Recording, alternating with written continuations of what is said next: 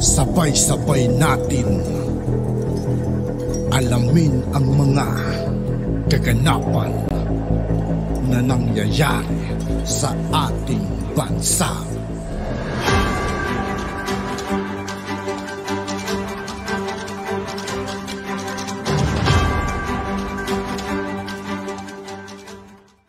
Yo, what's up mga kaibigan? This is I2K po again. Ngayon nandito ulit tayo sa channel ni Kapatid Aveneds. Dito ulit tayo magbibigay ng komento at reaksyon. Pero bago ang lahat ng yan mga kaibigan, sa lahat ng hindi pa nakasubscribe kay Kapatid Aveneds, mag-subscribe na po tayo at huwag nyo rin pong kalimutan mag-subscribe dito sa aking channel.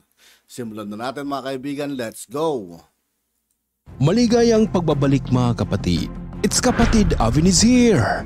Sa araw na ito ay ating lilinawin ang mga maling pag-iisip at takahaka ng ilan nating mga kapatid na ayaw pa rin maniwala na naghahanap pa rin ng mga ebidensya, pruweba patungkol sa mga dokumento ng Marcos Wealth. Katanungan, bakit ipinahiram ni dating Pangulong Ferdinand E. Marcos ang kanyang mga ginto sa ibang bansa? Para sa kaalaman ng karamihan, sa desisyong nabuo sa Bretton Woods Conference of 1944 na ginanap sa New Hampshire, USA, na dinaluhan ng 44 countries kasama ang Pilipinas, represented by Carlos P. Romulo, nabuo ang desisyon na US dollar ang magiging official currency ng world market. Sa Bretton Woods Conference nabuo ang World Bank or International Bank for Reconstruction and Development at IMF. That was after World War II. Wasak ang mga bansa at bagsak ang mga ekonomiya.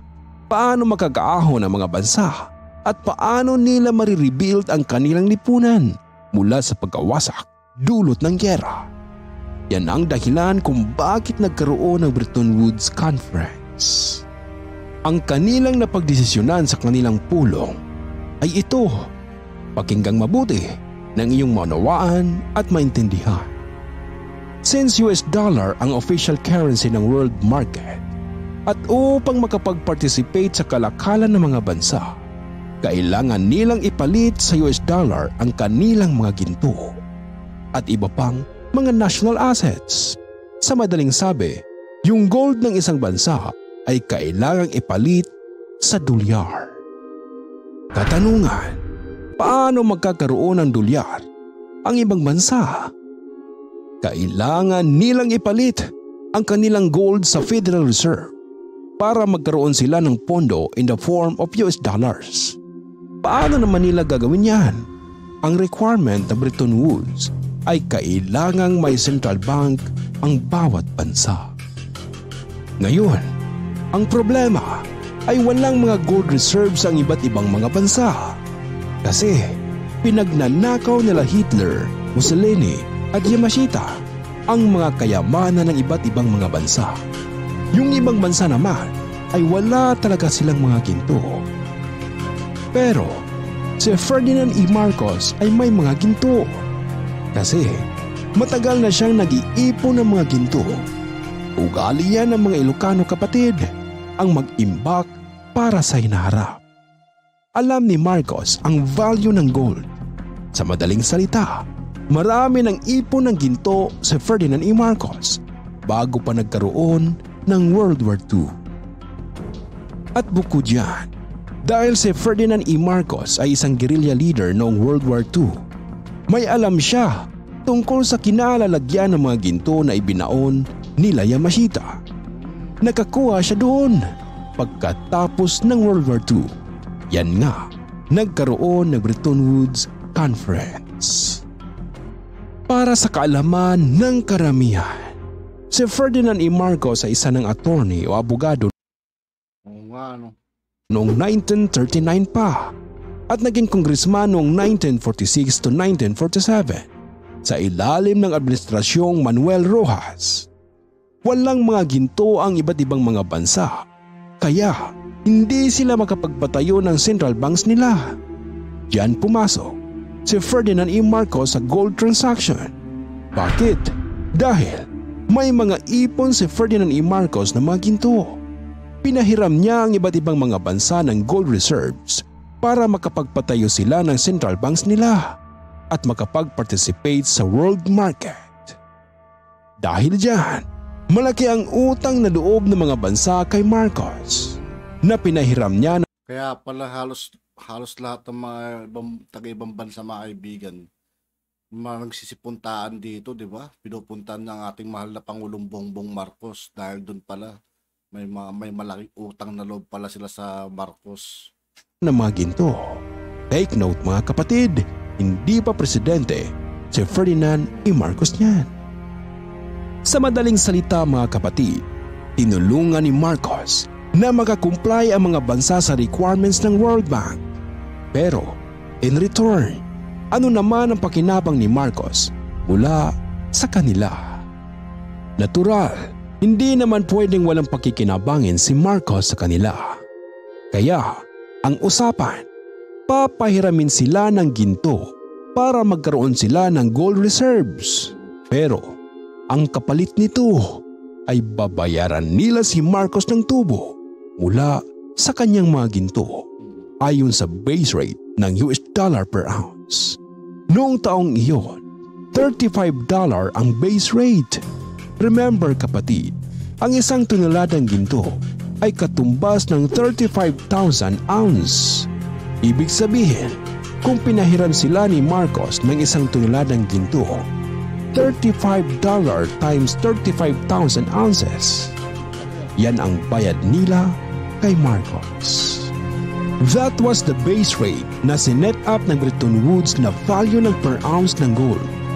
So ibig sabihin, sa isang buwan, kumita ang ginto ni Marcos ng one time ng halagang $1.2 million noong taon na yun. Paano kung hindi lang isang metric ton ang ipinahiram niya? Paano kung 100 metric tons? Paano kung 500 metric tons? Paano kung 3,500 metric tons ang pinahiram niya? Take note mga kapatid, isang bansa pa lang yan kapatid. 178 countries lahat ang pinahiram ni Marcos ng kanyang mga ginto. Ang presyo ng isang ounce of gold ay nasa $2,000 na. Ibilangin mo kung ilang taon at ilang dekada nang nasa kanila ang mga ginto ni Marcos. Magkano na kaya ang kinitang interes ng mga yan? Paano kung compounded interest pa yan? So ano na? Kayang bang bilangin kapatid? White Eagle account pa lang yan ni Marcos kapatid. Hindi pa natin pinag-uusapan ang White Mongolian account ni King Bernardo Carpio na nai-transfer kay Marcos. Hindi pa kasali dyan ang White Vatican account na sinicure ni Jose Rizal na nai-transfer din kay Marcos noong taong 1974. Mas malaking mga ginto yan dahil ancient wealth yan na ipinagkatiwala sa Vatican at gustong angkinin ng Vatican pero naisalba ni Marcos para sa ating bansang Pilipinas. Ito yung mga kaalaman na hindi nilalabas sa mainstream media nung araw mga kaibigan. Wala, hindi ko napanood to mga kaibigan. Ngayon ko lang din nababaltaan itong mga ganitong klaseng pangyayari kay Apolacay. Diba? Tapos sinisiraan lang nila. Kung tutuusin, siya pala yung pinakamalaking ambag dito sa Pilipinas mga kaibigan.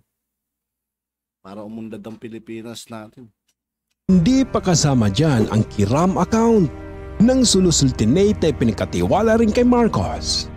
At hindi pa kasama dyan ang mga Yamashita treasures or World War II loot na na-recover ni Marcos at ng military noong panahon ng martial law na isinama rin ni Marcos sa trust account. So ngayon, hindi ka makapaniwala na nagawa ni Marcos yan. Hindi ka makapaniwala na intelligent investor si Marcos. Hindi ka makapaniwala na sa talino ni Marcos, upon maturity of all his invested assets na nagsilbing collateral reserve sa iba't ibang mga central banks, kumita na ng sobrang laking interest ang kanyang mga investments sa loob ng 70 years o 7 dekada na hanggang ngayon ay patuloy na naging interest at automatic nagko-compound interest upon expiration of determined maturity or number of years of deposit. Mga kapatid, yan ang sinasabi natin na hindi kayang tarukin ng mahihinang utak. Incomprehensible kumbaga. Kaya, tama ang sinabi ni Madam Imelda Marcos kay Mel Tiangco na kayang bayaran ng Marcos Wealth ang lahat ng utang ng Pilipinas at utang ng lahat ng mga bansa sa buong mundo. Tandaan mo ito kapatid, interes pa lang ang pinag-uusapan natin dyan. Hindi pa kasali dyan yung mismong mga assets of gold and wealth na nakalagay lang permanently sa mga designated vaults nito. Dyan yung makikita kung gaano katalinong lawyer at investor si Ferdinand E. Marcos. Patay na siya, pero makikinabang pa rin ang sambayanang Pilipino dahil noong kinonsolidate ni Marcos ang lahat ng mga gold assets na yan sa iisang trust account o trust fund, idineklara niya sa dokumento nito na ang tagapagmana ay ang people of the Philippine Islands. Oh boy, isa ka talagang malaking tanga. Yan ang tinatawag na bayani mga kaibigan. Siya talaga dapat. Kung hindi ka pa maniniwala dito at kung hindi ka pa makikiisa sa pagkakaisa ng sambayanang Pilipino para maklaim natin ang mga pamanang ito. Hanggang dito na lang tayo mga kapatid at sana ay... At yun nga po mga kaibigan, dito po nagtatapos ang ating reaction video. Muli ako po si I2K ng Sundalo ng Dunggalo at 811. Maraming salamat sa patuloy na pagsuporta. Yeah, peace out.